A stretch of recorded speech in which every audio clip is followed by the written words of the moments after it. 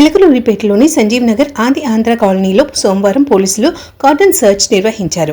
DSP Hanumantharao ఆధ్వర్యంలో జరిగిన ఈ తనిఖీల్లో అనధికారికంగా ఉన్న సుమారు 30 బైకులు, 10 ప్రమాదకర ఆయుధాలను పోలీసులు స్వాధీనం చేసుకున్నారు. చిలకలూరిపేటలో అసాంఘిక కార్యక్రమాలు, చట్ట విరుద్ధ చర్యలు చేయరాదని పోలీసులు కఠిన హెచ్చరికలు జారీ చేశారు. ఈ కార్యక్రమంలో trainee IPL Niranjan, trainee DSP Jayakrishna, urban CI Ramesh మరియు పోలీస్ సిబ్బంది పాల్గొన్నారు.